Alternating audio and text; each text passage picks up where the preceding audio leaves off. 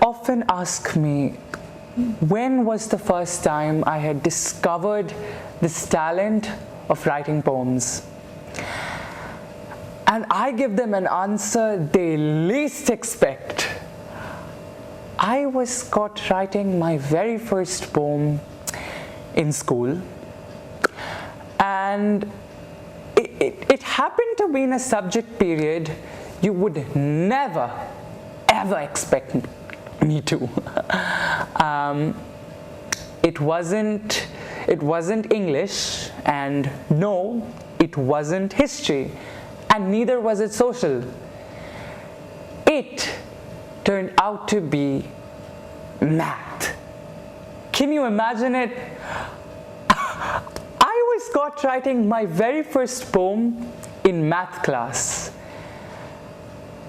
And it happened so on one day when I was completely ignoring what my maths teacher was teaching me, and because there were these words and thoughts that began popping up into my head, and I thought to myself, how challenging can this poetry thing be? I mean, what's there? Just rhyming words?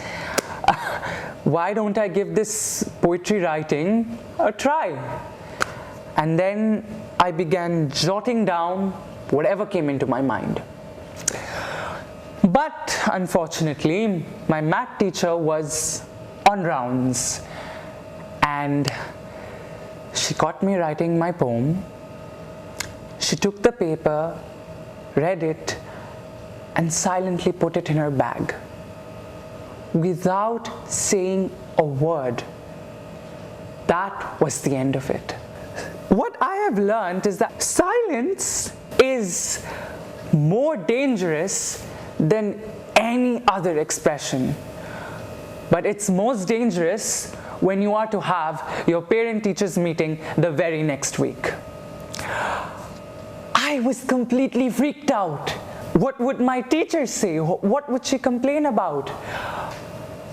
You know, for Indian parents, for them, math is the most important subject. If you don't study math, you basically don't have a career. And if you are caught doing something else apart from math during math period, there's no bigger crime than that. There is no bigger crime than that. But shockingly, during the parent-teachers meeting, my math teacher stayed silent about the whole incident. And I took that as an indirect encouragement, and I continued writing poems. Now, moving on to my book, Blossoms. I would start off with asking you all a question. How many of you have seen a bud blossoming into a beautiful flower? And I know I haven't seen it, and neither do I know anyone who has. Blossoms is a collection of poems that captures the essence of this phenomena like never before. It shares with you all the growing up, the maturation of a boy, of a poet, or of simply an individual in the terms of poetry. Blossoms is divided into three parts. The first one being the undisguised, containing poems written between the age of 7 to 10. Then there is the Blossoms, which contains poems written beyond 2015, so written between the ages of 12 and 15. And in between we have the Bridge, to capture the transition, which has poems written between the ages of about 10 to 12. Now I'll be sharing one of my poems from the undisguised section. I had written it at the age of 10 to introduce myself at a Gavels Club meeting. This poem is so apt that it is still one of my favorites. Me. So my tale started in 2003. A child was born, that was me. I was born on September 4 to a family who became happy to the core. My mom thought that son of mine will one day shine, but by writing a poem in math class, I remained one among the masses. No one was ready to pay attention to my meaningful phrases. It seemed parents always wanted to hear my mark sheet praises. But later I realized I was wrong. My dad was ready to make me a literature King Kong. He thought that it would be better to be an English scholar than to be a millionaire earning $1 million. So this is my story. I guess with this book, it will bring me glory. Throughout the undisguised section, you will find many poems with titles such as My Pets, My Parents, about the things I like, the things I dislike. So it's very noticeable that the themes I'm experimenting with at this age are all very self-centric. They surround me. The second very interesting thing to notice about this section will have to be the struggle of a kid to come up with the perfect word that expresses his feelings, and not just that, but it also has to be rhyming. As children, we have limited vocabulary. The kid has to go through the agony and the pain of coming up with the right word, which results in words like literature King Kong. I mean, seriously, I would never use such words in any of my written pieces. How silly.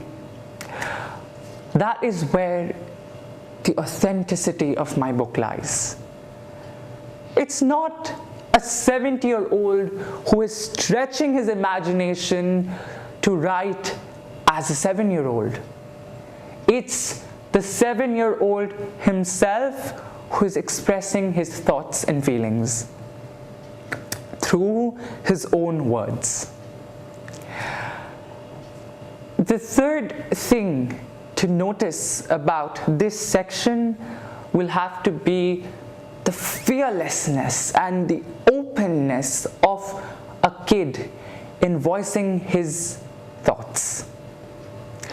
As children, we don't keep our emotions within, we let them out. If we are sad, we cry. If we are angry, we scream. We don't hold on to them, we let go. But at this particular age, I can't even imagine going out and openly telling people that I get bad marks in math, that my parents don't really appreciate my poetry skills. You will find many such examples throughout this section. One of my humble critiques stated that this book is a fearless first publication and has compared it to a diary. Another Amazon reviewer states that this is a very intimate book. It quite vividly shares with you all the growing up of a boy. It's the bud. This is the bud. It's raw, it's unpolished, its hidden beauty unfolds slowly. Next stop is the bridge. Now I'll be reading a poem from this section which I had written at the age of around 11, and it's titled cursed or blessed? Really, am I cursed to live on this earth where kindness is dispersed?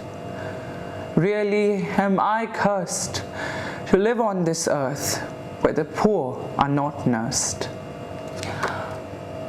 You can easily notice that there is a change in the topic. It's no longer self-centric. Continuing with the poem. But then I realize I am blessed to live on this earth to give the poor a life vest. I am blessed to live on this poor earth to free the oppressed from the torture they possess. I am blessed to live on this earth and to see not how it is, but how it can be with a bit of love and kindness. So now, at this age, my poems, they have topics related to world issues. I have started writing them with, they have a universal message. They come with a moral. This is also the age where I am being curious. I'm asking questions. Why are things the way they are? And I'm trying to find the answers. Last stop is the blossoms. And I would like to share a poem which I had written from this section, and it's titled, "The Rain I Am." I am who I am. From the heaven I pour. Oh, a blessing, no, a curse, interpreted differently by each soul. I am who I am, the beautiful rain I am. How many of you actually think that this poem is about the rain? Well, you're absolutely right. This poem is about me. I am who I am. I am a very talkative person, and I am appreciated for that in my Gavels Club. People congratulate me and they tell me, "What a great speech." But the same talkative me is scrutinized and scolded and, punished when I am in my school during my maths class. At the end of the day, I am who I am.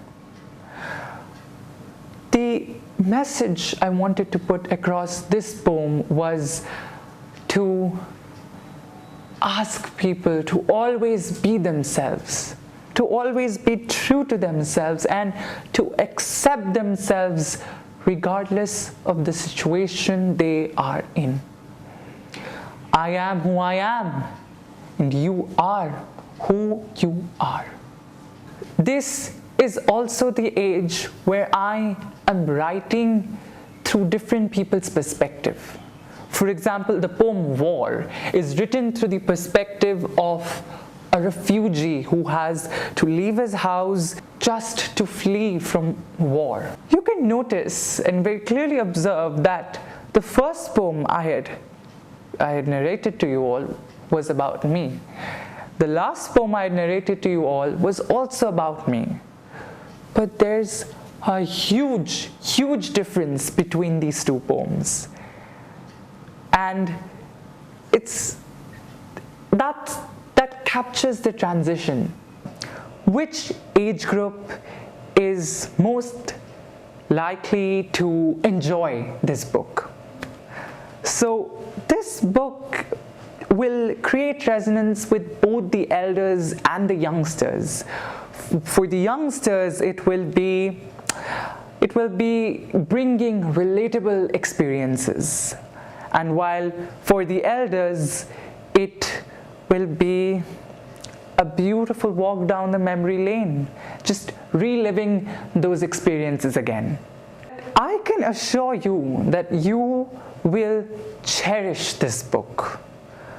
But what you will cherish the most is that Blossoms isn't just about the growth and the maturation of me. It's about the growth and the maturation of simply any other ordinary child.